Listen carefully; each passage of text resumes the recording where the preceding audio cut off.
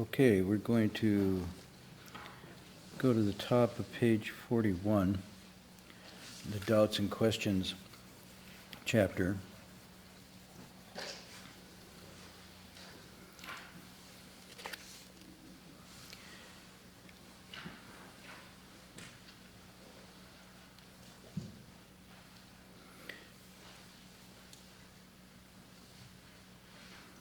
So what the Sixth Patriarch is doing here is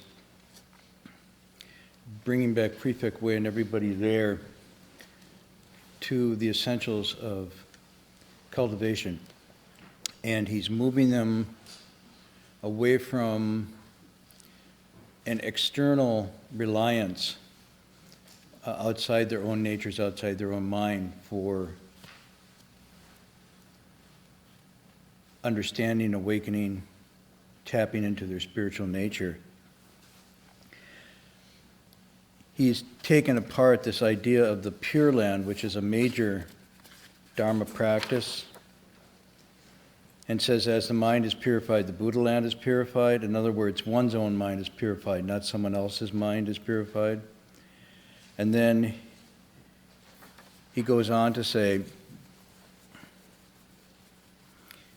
how if you, within your own internal process, rectify yourself, get rid of the 10 evils and eliminate the 8 wrongs. He goes through this in a finger snap, immediately, directly. That's Amitabha, and that's the Pure Land. It's not something far away. And he plays with the idea of miles and distance and says miles and distance are, in a sense, part of the inducement technique to talk about it as some place that exists outside of the present, but in reality, miles and distance in this direct teaching are totally relative to understanding and consciousness. When there's understanding and awareness, there is no distance. When there is not understanding and awareness, then it all seems very far away and distant. So he's breaking down the very notion of inside, outside, self, others, one's own understanding, one's own nature, and awakening or wisdom, completely bringing it back to the here and now. And so it's a here and now functioning without distance, without time, without place that he's referring to. Yet when he goes through all this, and I'm very sympathetic because it's really hard to grasp that this is something within, not only within our reach, but within our very nature, within our very being. It's just the tendency to think that the solutions to my questions, my doubts, my problems, my inspirations is somehow out there coming to me, or that I can solicit or invoke it, or I can manipulate conditions for it to come about, or that I can seek to have it delivered, presented through some external agent or agency. That's so strong in us that it's really hard when we hear this to think, well, wait a minute, if that's true, how would I even go about accessing this?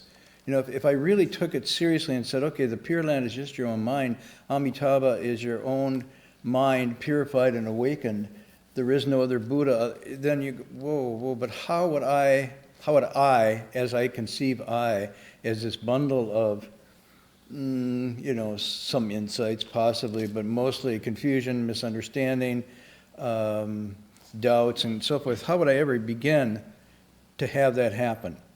And so he comes back, and I think compassionately, very compassionately, breaks this down into a metaphor for them.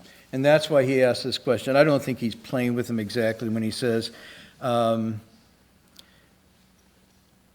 will move the west here for an instant so you can see it right before your eyes. Would you all like to see that or not? And you could say he's playing with them, he's kind of pulling their cord a little, but you could also say he's demonstrating an immense amount of skillful means and compassion by saying, let me unpack this for you, because it seems so inaccessible that people would say, well, where do I begin? Where would I begin to practice? What do I just sit here and purify my mind? How does that work? Be pure, be pure, be pure. What's the actual process? And what does he mean by purify the mind? What is the mind? What is this mind that we're purifying? Where is it? Well, it's here, or here, or here, or out there. Where is it? It sounds great, but you say, what is this mind? So then he says, the entire assembly bowed. They said, be compassionate. And they're actually interpreting his intention here. Make the West appear for all of us to see. You could say, make the West for all of us to see appear here, or make us understand how the West could appear right within our own minds and bodies. That's really what they're saying, because he's saying, here it is, why don't you? And they're saying, give us a handle. So here it is. The Master says, we're on the top of page 41. All of you here, a person's own physical body is a city, or of the Pure Land, and the eyes, ears, nose, tongue, and physical body are its gates. The city is made up of 5 outer entrances and an additional inner gate, the gate of consciousness. The mind is the ground, one's nature is the king. The king dwells in the mind grounded, and as long as the essential nature is present, the king is present. But when the nature departs, there is no king. When the nature is present, body and mind are well cared for, but when the nature leaves, the body and mind fall apart. Okay, so let's see if we can unpack this a little. The first thing he does is to say, very importantly, a person's own body is in fact the city. So the city of the Pure Land that he's talking about is in fact one's own physical body. So when it says don't look outside, the very first meaning is that it's in your own person and body. Your own physical body is the gateway. And he actually uses gates here. He says the sense organs, the eyes, the ears, the nose, the tongue, and then we say the physical body, which is the material bones, blood, tissue, and so forth. Very graphic, are the gates. And so what he's saying is that all of these sense organs are the gates into and out of the city. And then the city is made up, he says, of 5 outer entrances and an additional gate. So the 5 outer entrances are? The senses. Huh? The senses. Yeah, the senses. Those are the 5 outer entrances of the city. And then there's an additional inner gate, which he calls the gate of consciousness. The footnote here is referring to, now we get into somewhat technical terms, and I'm going to try to make it clear and not hopelessly complicated, because it is hopelessly complicated, and I'm taking on a Sisyphean task to make it clear, but I'm going to try. So this consciousness is referring to what is called ordinary consciousness or ordinary awareness. And we can translate consciousness better as awareness, what we are aware of. This consciousness that he's talking, this additional one, is sometimes called the sixth consciousness, or mano vijnana. Vijnana meaning consciousness in Sanskrit, and mano or manas is referring to that sixth consciousness. So when this tradition talks about what we are, what we're made of, what our reality is, they talk about it in terms of heaps and realms and places. In other words, the whole of human experience can be reconceptualized, if you will, into dynamic processes of interaction between the mind and the body and what we perceive to be the external world as being along a continuum of interacting. And from that, we experience what we call reality, is the movement and arrangement of these processes interacting. So the eyes, the heaps are literally the 5 skandhas. Okay, so some of you know this is technical language. 5 skandhas is a Buddhist rendering of the psychophysical phenomena that we call me. Instead of saying me or I, they say no, actually you have a series of rather impersonal aggregates or phenomena that are interacting that form a stream of continuous experience that you falsely reify and say, there's a me there. You jump to a conclusion. You assume that behind this process, this impersonal functioning of these phenomena, there's some me there or I. And the Buddha says this is the first mistake. This is the first misperception. But he says people tend to do this really strongly. Presume there's an I there, or there's an I who owns all those things. So the first skandha is actually called rupa, and it's basically the physical. So that's the body.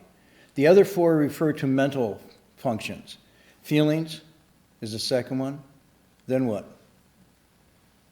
Come on. Perceptions, sometimes called perception, sometimes called apperception, and sometimes called conceptualizations, conceptualizing. Then the next one is called? Activity. It's called activity, but it means form or formation. And this is so if you go along, what you're going is deeper layers of awareness. The first one is your feelings. These are feelings that come with contact, good, bad, indifferent. Then there comes the perceptions, which is conceptualizing, the making of concepts and conceptualizing generally phenomena. The third, this next one called samskara, is very interesting because it refers to the deeper habitual tendencies of our mind and our habits. In other words, they're no longer actively conscious, but they are the driving deeper mechanisms of our tendencies, our habits, our proclivities that have accumulated over time and have become a sort of driving mechanism of our deepest impulses and longings. And we're not really, they're often said to be so latent that we're not really aware of them until they manifest. For example, anger is one. Okay? So anger doesn't seem to be there. You don't seem to have anger. You're not conscious, and all of a sudden it goes from latent to manifest within a snap of a finger. You say, wow, what happened? I didn't think about it. There was no cognition going on. It was almost instantaneous. And the Buddha, in some ways, says this is one of the most important ones to take charge of, because it's from here that we're really acting. We're really generating karma, but it's also the area that we're least in control of and mastery of because it's so deeply habituated. Now you can understand how, for example, you can develop a habit. All of us get easily into routines. When we get up, brushing our teeth, we didn't start with all these. These were all acquired. Either we did them ourselves or we were taught how to do this. So now we go through the day, I would say, I don't know the percentage-wise, but a huge amount of what we do daily is just habit. Even driving is a habit. When you first drove, it was really conscious. Now we drive, we text, we talk, we eat, comb our hair, brush our teeth, and we're still driving simultaneously. We don't have to think about it. It's, quote, second nature. But it began as a conscious thing and then becomes more or less habituated. So the Buddha said, this is where our deepest tendencies, proclivities, and afflictions lay in that area. And largely they're inaccessible to us unless we stop, contemplate, observe, watch, and make a connection between the rising of that, the stirring of that, the outward manifestation, and then the possibility of not being a slave to it. Okay? Then the last one is, so we got form, we got feelings, we got this perceptions or conceptualization, we got samskara, which is the habituated tendencies. It's interesting, they're called formations, and they're also called forming. It's really interesting for that fourth one because it means they are formed, they're like ruts. Okay, you got ruts in a landscape. When the rain falls, the water naturally goes into those ruts and goes out. That's a really good example of the habituation. So it's formed, but it's also forming in the sense that we are consciously now in the act of forming new ones. So habits that haven't started, we're initiating. Habits that we're initiating, we're deepening. And habits that are deepened, we're cementing. So it's a forming and a formation process. But at the same time, it's dynamic. So this is the beauty of this. It's not fated or predestined.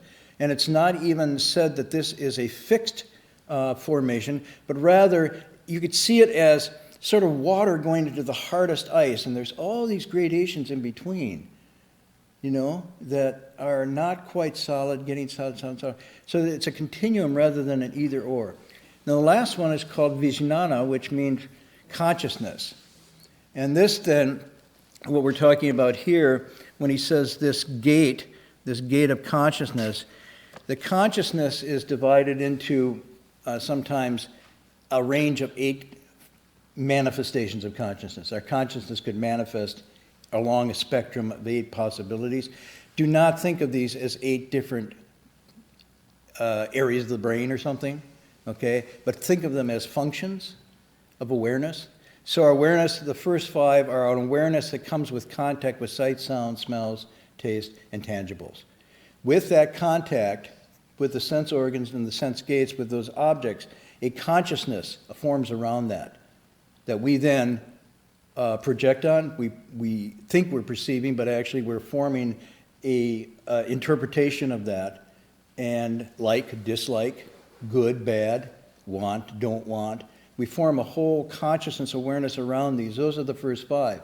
The 6th is called this discriminating consciousness, and it has to do with more of an internal mental process of a whole series of mental constructs that arise in interpreting this phenomenon. It's usually called discursive or ordinary consciousness. And it's more of an internal process that doesn't necessarily have an external object as a stimulus. You know, the other 5 do. There's sights, there's sounds, there's smells, there's taste, and there's touch. But with the manas, or the 6th consciousness, it doesn't have an external object that's stimulating it. So what's stimulating it? Gee, let's see. When you sit in meditation in the 45 minutes here, what you're doing is playing with your 6th. Because look, there's nothing going on, right? Eyes, ears, nose, tongue, body is pretty calm. But it's still, the 6th is really going, right? That is the object of consciousness, are those internal thoughts, dreams, memories, reflections, desires, impulses, regrets, ambitions, and so on and so forth. All those things that are not necessarily objectified, but actually take up most of our conscious awareness is what's going on in the 6th. So that's what he's talking here about the 6th. Then, supposedly, if you want to take it, there's layers of 7th consciousness and an 8th consciousness, and you're getting into the deeper areas of consciousness here. The 8th consciousness being called the alaya vijnana, or the storehouse consciousness. It's called the 8th consciousness, and this is said to be the repository of all that we've ever thought, said, or done, is contained within that 8th consciousness. And it's this 8th consciousness that then gives rise to our particular being. So out of the repository, it's an 8th consciousness is the carrier of karma. So, you know, to get the theory out here, when one passes, when this body dies away, and all the other skandhas progressively, and you can watch this, the skandhas will break down in the process of dying. First, the physical form breaks down, and then feelings start to evaporate, and then perceptions and cognitions start to thin, and even samskara starts to be non-operative, but remains is consciousness or a kind of awareness. So even someone appears to be dead, there's still consciousness, there's still an awareness going at various degrees. 6th consciousness then goes.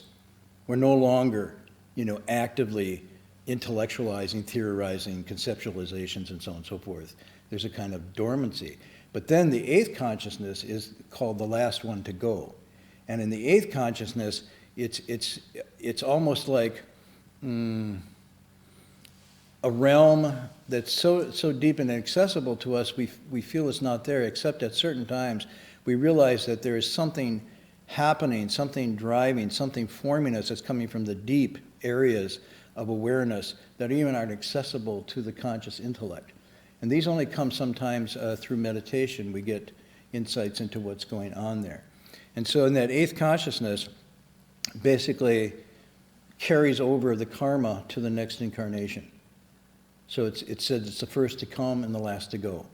The texts talk about this at the moment of conceptualization, when you're not conceptually, conception, different than, same root, but different.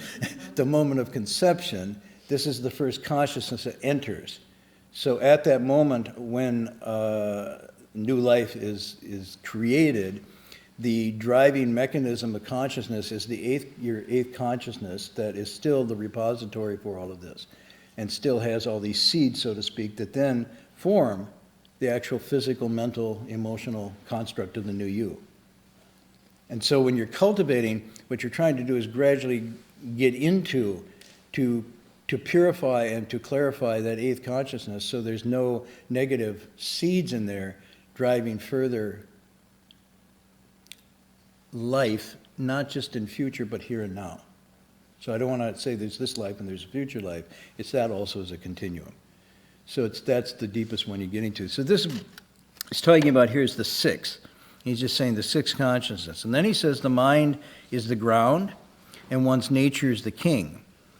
The king dwells on the mind ground and so forth. So now he's extending the metaphor. So he's saying, okay, so you have the six sense organs, the six sense objects, and the up to the sixth consciousness. And this mind he's talking about is the entirety of this process. The mind is the ground, which means the 18 realms, the sense organs interacting with the sense objects and the consciousness is forming what is called the mental functioning, okay? So again, he's not posing some mind as metaphysical abstract out there or in here, but he's talking about it in terms of the complete functioning or operation of this.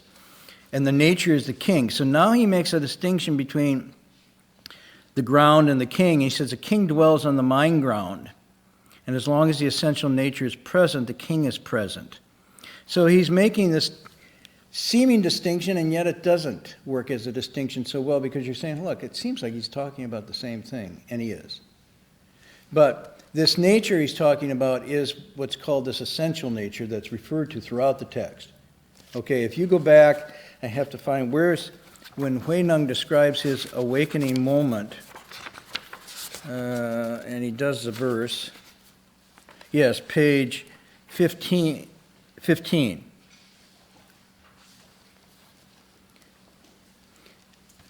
Now you have a thing here between let your mind be attached, clinging to nothing. The mind is mentioned here. And then you have a thing about the verse that says, how unexpected the essential nature is intrinsically pure. How unexpected the essential nature is originally unborn and undying. How unexpected the essential nature is fundamentally still and unmoving. How unexpected from the essential nature the myriad dharmas come to be. So now we go back to here where he says, the king dwells on the mind ground and one's own nature is the king. So this king is the fundamental ground of your being. This is the nature he's talking about. This nature, again, do not think of it as an entity or a thing, but rather think of it as a capacity or potential.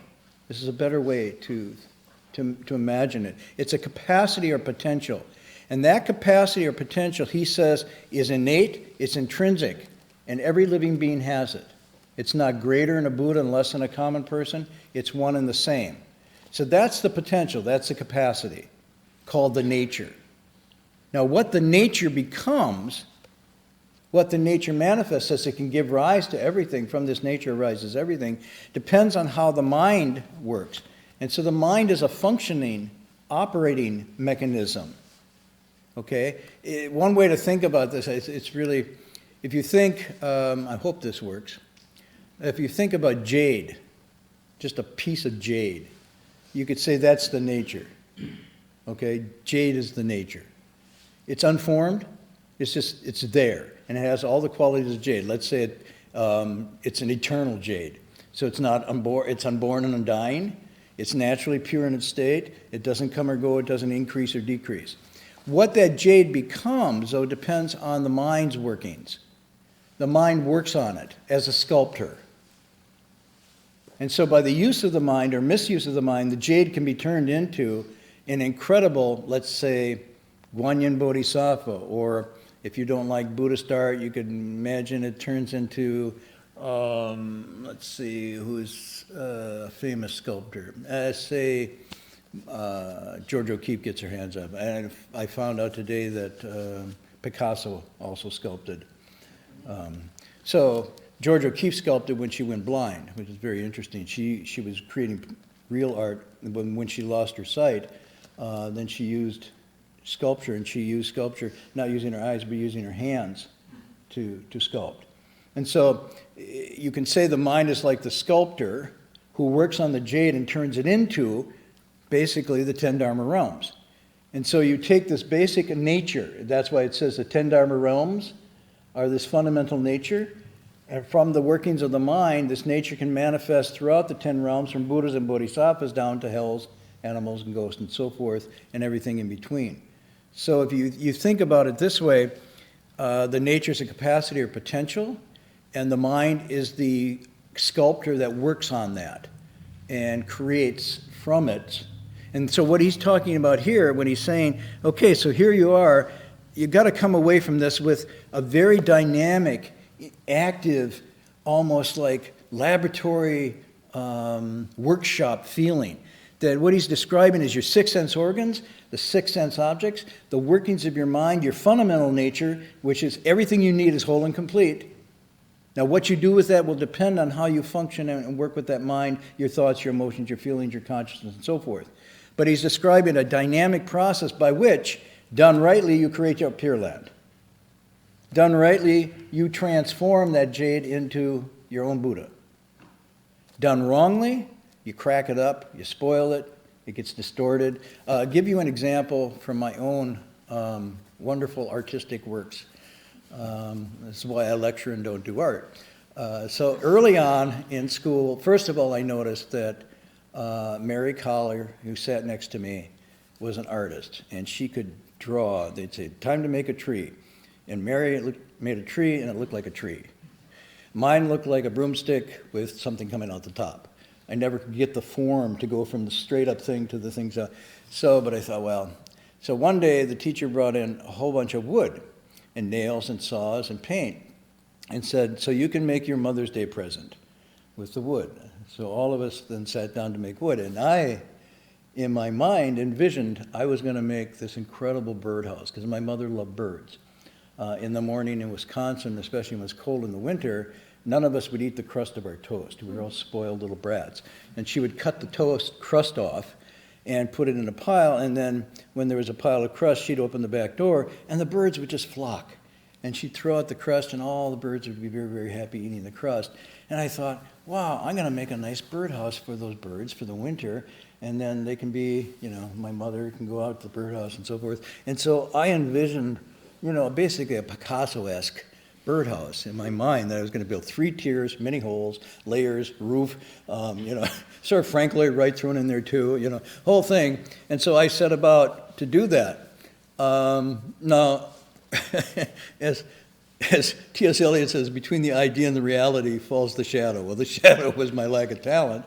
And so when I was done, it went from 3 stories to 2, from 2 stories to 1, to a wonderfully imbricated roof to no roof at all, because I couldn't get the roof thing to form. Finally, it ended up as a 3-sided box.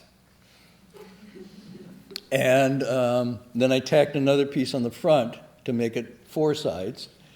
And then I painted it. And by the time I got to it, all the good paint was gone. And so I was left with pink. And so I painted it pink. And then I took it home to my mom. And, and I told her I was working on a birdhouse for her, getting her really excited and whatnot. And then I walked in the door, and here it was, this pink box.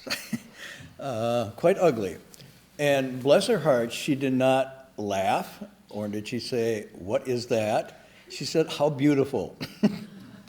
So mothers can lie, and and I thought, well, what are we going to do with this? Because no sane bird would ever think of dwelling in that place. And so finally, she put it on the table and kept it there for a long time for my sisters to admire, which they didn't, because they weren't as kind. And then finally, where it ended up was in the bathroom behind the toilet, holding the toilet brush to clean the toilet. Hey, and so it had a function. She didn't throw it out, and it form follows function, I guess, so whatever. But what I'm saying is, Johnny, whose father had all that stuff at home, like the saws and the, what do you call that thing that spins around?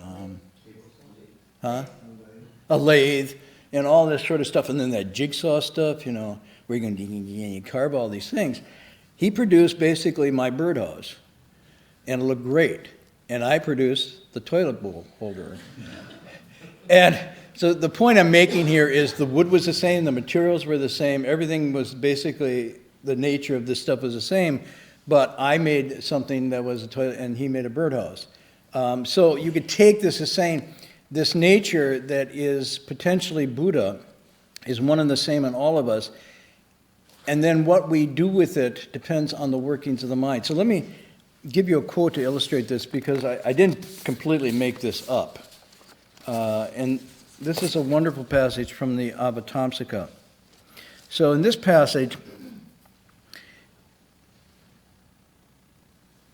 and what's interesting is this nature, by the way, has a long history to it. I don't know if I can go into a great deal tonight. It actually begins in the Theravada teachings. And then it carries over from the Theravada teachings into the Mahayana teachings. And you'll find it expressed not only in this sutra, but specifically in the Nirvana Sutra, and the Lotus Sutra, and the Avatamsaka Sutra. All three talk about the nature.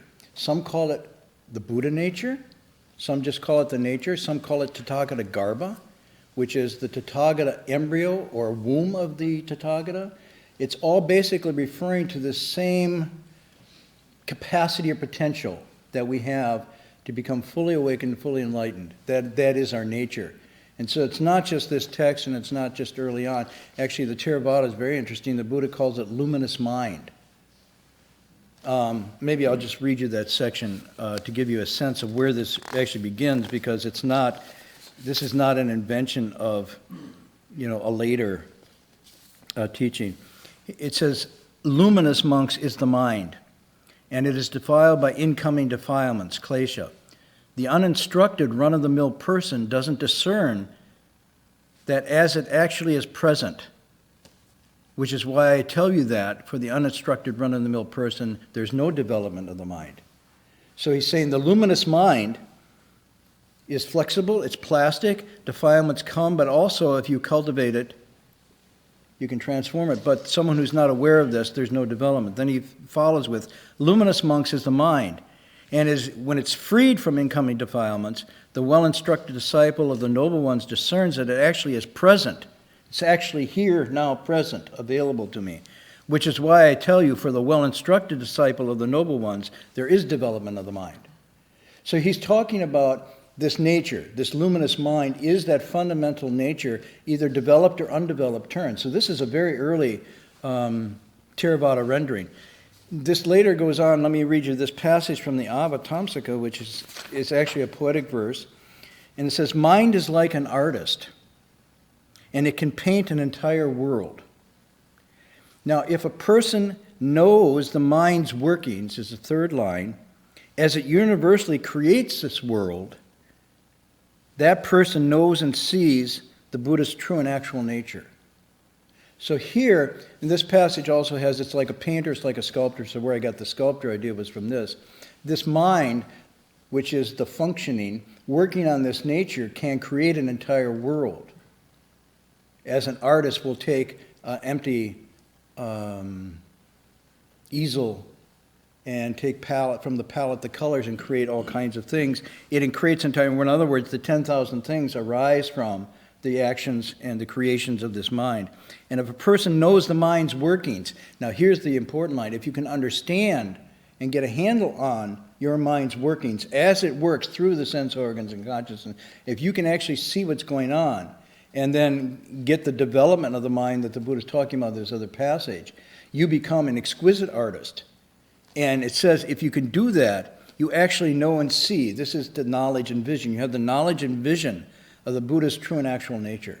So you've actually then become Buddha in the process of mastering your own mind. So that's why when I'm looking at this passage, it's really important to understand he's using metaphors here to say, oh, there's a king and there's a city and there's a ground which gives rise to all these sort of things, and there's these gates and entrances. But what he's talking about is our own mind and body.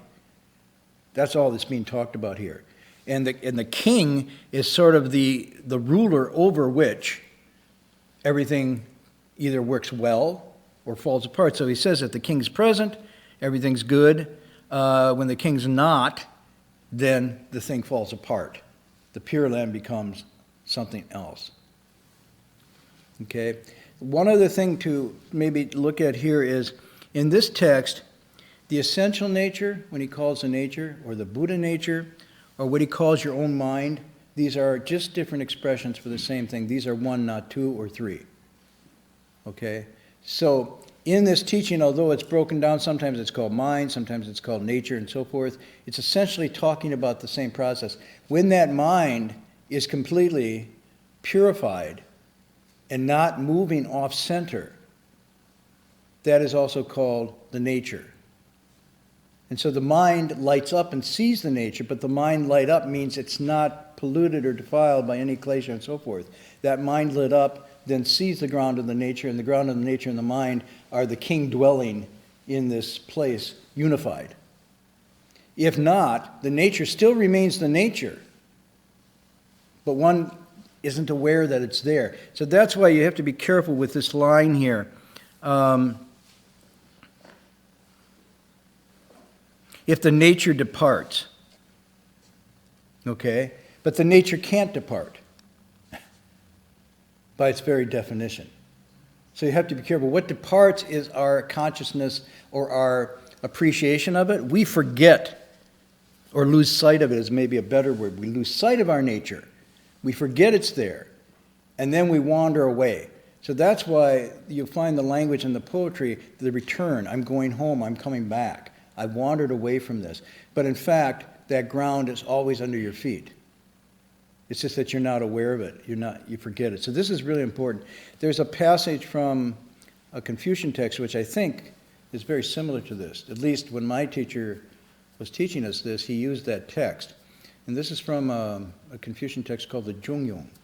I don't know how you translate Zhongyong. Zhong is center, like Zhongguoren Zhong, right? Zhong is a center. Mm-hmm. And the Yong, I guess sometimes it's called doctrine of the mean. I don't know if that's a good translation. I think it's probably not. But it begins with this famous passage. It says, I'll paraphrase it because I don't have the Chinese characters. What heaven confers, tian, what heaven confers is called nature, the nature. And according to or being in tune with that nature is the Tao. Okay, so those are the first two lines it's saying. Now, tian here doesn't mean a divine, abstract, transcendent reality. Tian means what is naturally available to us, what nature, in the largest sense, endows us with. It's something that's innate and inherent. It doesn't mean it's given by the gods or the deities. Here, tian simply means the natural order of things, the way things actually are. And that, in that natural order of things, we have this called the nature. We have our nature. And this nature, they call it the nature, xing. And acting in accord with that, following that, by following it means attuning to it, getting in sync with it. We are in the Tao. That is the Tao. So the Tao here is not something, an abstraction. The Tao is the attunement to one's nature. There is no Tao without that attunement. You see, because we think of the Tao as some sort of heaven or something out. But no, it's an actual movement activity of balancing and centering according to that nature. Then there's right after that, there's an interesting line that says, and the Tao cannot leave for an instant. We cannot leave the Tao for an instant. Which one is it? The Tao can't leave for an instant. We can't leave the Tao for an instant. Anybody remember? Where's it? Oh, Yuan's not here tonight. If it could be left, it would not be. Right. So, no, I know the lecture. What's the first line? The path may not be. The Tao cannot be left for an instant. If it could be left, it wouldn't be called the Tao. And so this is very similar to this nature. This nature is always there. It doesn't depart. We, though, forget about it. We turn our backs on it. But it's still there because it couldn't be left for an instant. Otherwise, it wouldn't be called the nature. It'd be called something else. It'd be conditional. It'd be maybe, maybe not. But the nature is always there. But whether this nature is intrinsically good or intrinsically bad depends on, because it can give rise to everything, depends on then the workings of the mind, or as the king is operating on that. So you see it's like it's dynamic, it's active, it's moving and shifting and available to us. It's not fixed or fated, nor is it outside.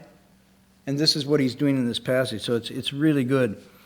And then this next line is really important. Buddhahood is realized within this essential nature. Do not seek for it outside. Confused, self-nature is a living being. Enlightened, self-nature is a Buddha. So here you have the range. This essential nature, which you now translate as self-nature, and we use self-nature here because of the word self-existing. In other words, not a contingent existence. Everything else we talk about is contingent. This is something that is posed to be solid, unchanging, innate, inherent, but it's not a thing. It's not an entity. It's a capacity or potential. If we are not confused, then that nature is Buddha. Confused, it's a living being. It's so simple and direct, and yet, wow. And then he'll go on. I think we probably could stop here, but I guess maybe I want to summarize this because it's been a really important one. A lot of people, when they come to these teachings, bring over forms of thinking that you might call Western. I don't know that they're uniquely or exclusively Western, but they have to do with a duality. And they have to do with an idea of an inside and an outside. And even something like Tian, when you say heaven, this from the Chinese philosophy, from the Buddhist philosophy, heaven is just a continuum of the human. It's not beyond the human. It's the maximization of the human. So that's why it says, when the way of being a person is perfected, Buddhahood accomplishes itself. It's actually the continuum of human perfection. It's not transcendent, away from human. So the same way here, we have to rethink this thing of the mind. And mind in Buddhism is not a thing. Okay, when it talks about the mind, I know you say this, but everybody thinks, or at least I did for a long time, oh, it's talking about a thing. You know, the mind. Where's the mind? It's a thing. But it's not. It's not an organ. You know, it's not even a faculty. But rather it's an activity. It's a dynamic system of psychological operations. That's what mind is here. A dynamic system of psychological operations. It's not an entity. That's why they use Jung in Chinese, functioning. So it's the six sense organs, the six sense objects, the consciousness, and the seventh and eighth, all working together. Nor does it oppose that there's a self that this mind belongs to. And the Buddha was constantly trying to explain how we mistakenly apprehend some unchanging, enduring self in this stream of interconnected phenomena. And he says there is no self there. So this is tricky, because I'm saying, see, we think of mind, we think of self, I have my mind, I'm doing my mind, I become a Buddha, and my name will be blah, blah, blah.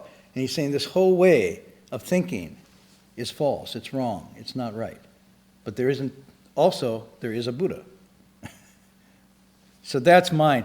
The nature is also not a metaphysical essence or thing, because then people do the same thing. It says, well, my nature, I've got my nature, and my nature becomes a Buddha. Today my nature is good, tomorrow my nature is not good, but we think of it as an entity or thing. I mean, people conceptualize that, and it's not that. It's a potential or a ground of being, a capacity, and it's also called an original, but you could say it's originating nature. It's that which then originates, gives rise to. And it's not conditioned phenomena, passing. That's why the word is used, you can become Buddha, because come into be is the expression of how that works. Rather than you are or you're given, you become, you transform. So it's not something you have, but someone you are, or something you are. That's what the nature is describing. Does that make, This is really important because otherwise we think it's something we have. It's not something we have, it's what we are or who we are, rather than what we have. That's what Xing, nature, means. So, are you all hopelessly confused? Hmm?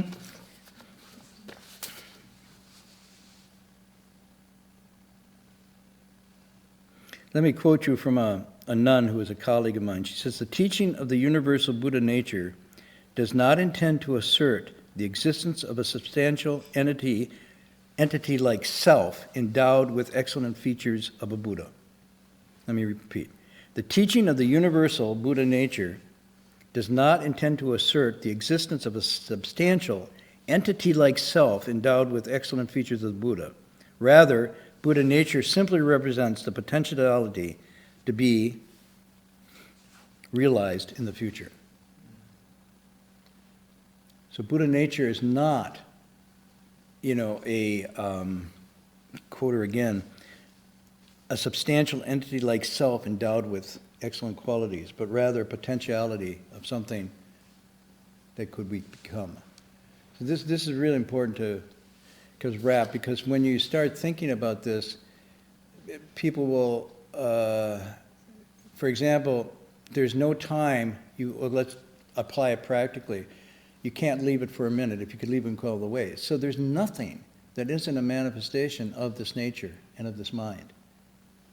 Our sitting here right now, whether we understand or don't understand, is a functioning of that mind and nature. It's not like it's someplace else. It's pure, and then here it's not. So our afflictions, the text says our afflictions are bodhi. That's what it means. It's right within the afflictions that there is the bodhi. It's right. This is all part of the nature. So you can't have a duality here. So people will say, well, today I got angry and pissed off and everything, and I wasn't cultivating my mind. I left my mind, I left my nature. No, you did. That was what your mind and nature was used at that moment. So it actually, it doesn't allow you to get into this state where you're thinking, cultivation is this, this, and this, and it's not this and this. There's nothing that isn't within this realm. And there's no time that it's not functioning. And this, whatever it's creating, moment to moment, thought to thought, that's why he brings it back to this level. Thought to thought, moment to moment is the only thing that's going on. So he doesn't say you attain, and then that's it. But rather it's the idea you maintain, thought after thought, moment to moment. And so you actually have radical freedom and radical responsibility simultaneously. Now, does the maintenance become self-sustaining after some time? Yes. And it becomes harder and harder to fall back when you're cultivating again and again and again. It's just like the old habits die hard, but when they die, they do sort of fade away and it's harder to go back. But it doesn't mean you don't have the potential to actually go back. So at no time within this nature could you not go from demon to Buddha, or living being to Buddha, or Buddha to living being. This is, so he's saying, confused, a Buddha is a living being. Unconfused, a living being is a Buddha. It's the same nature. It's not like there's a Buddha nature and then there's this other nature. So at all times, we're right within the ground of this at every moment. So there, why you see, then the attention goes to mindfulness, to the here and now, to constant awareness of what's going on in order to get a handle.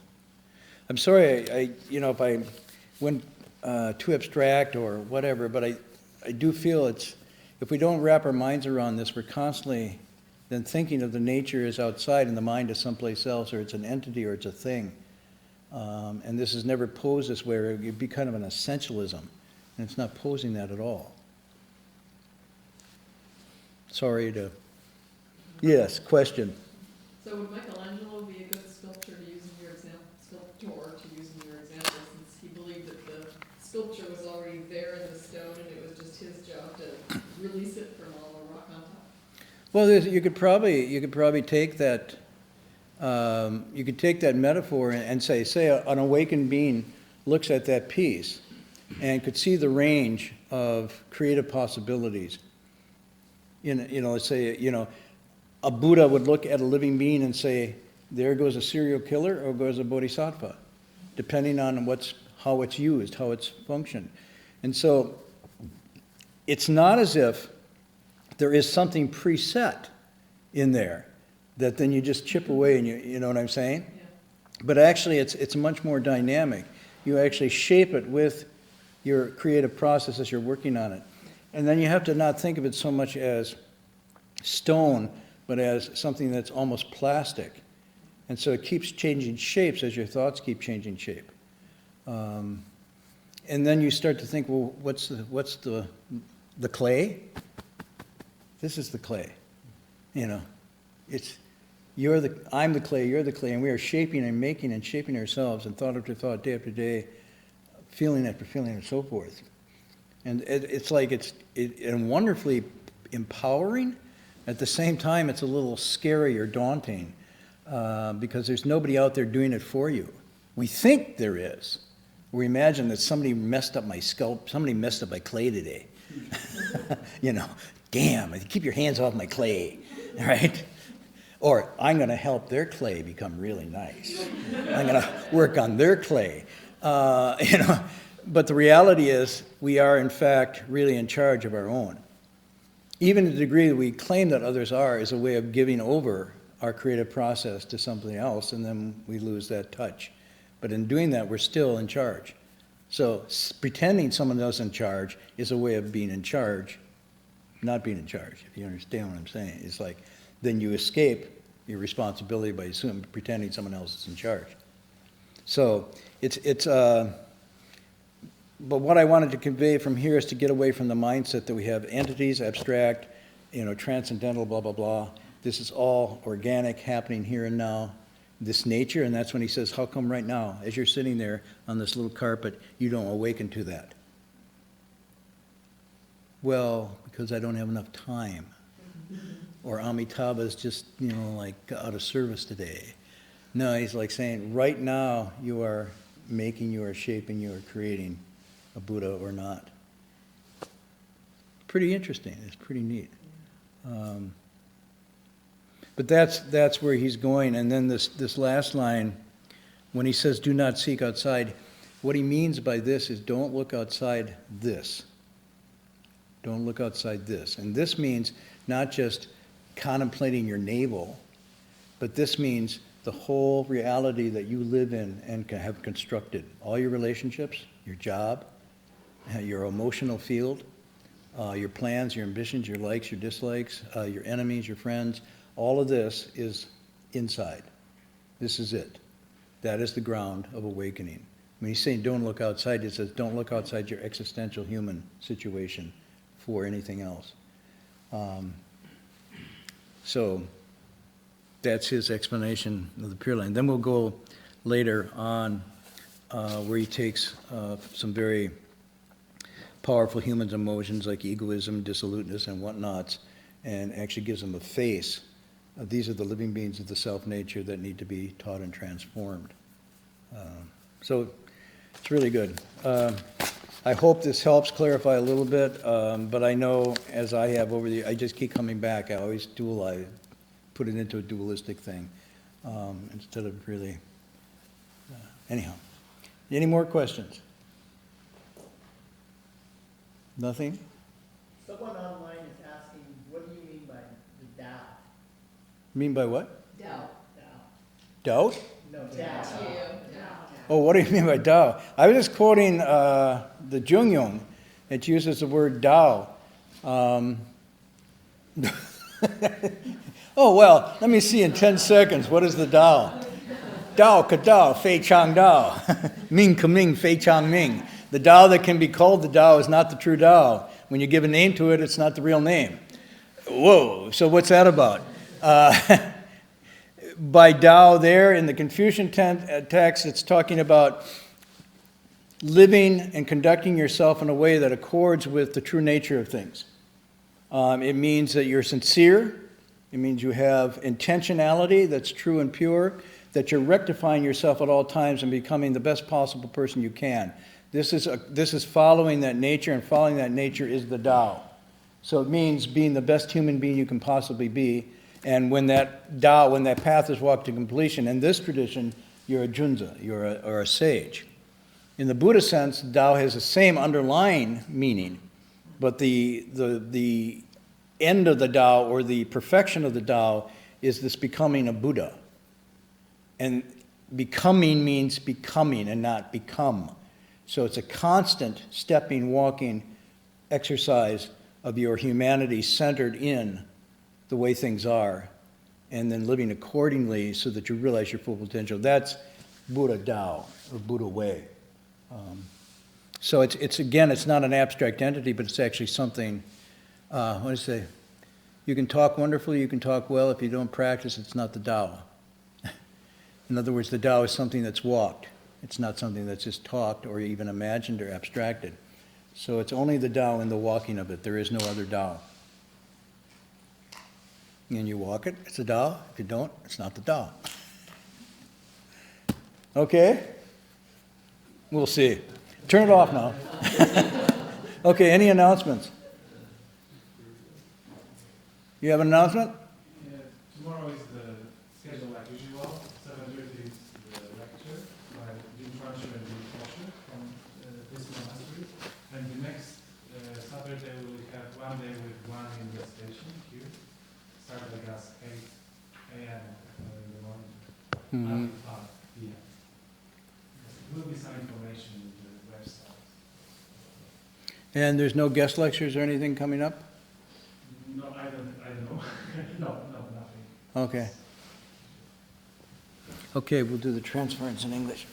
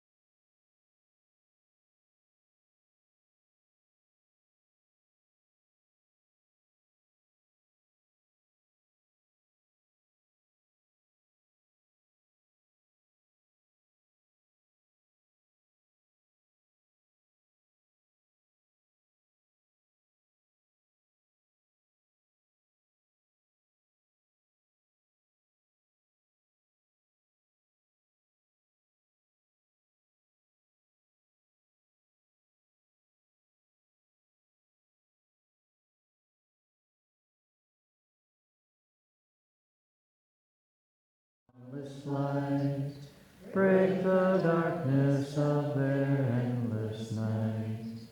Because our hearts are one, this world of pain turns into paradise. May all become compassionate and wise. May all become compassionate and wise.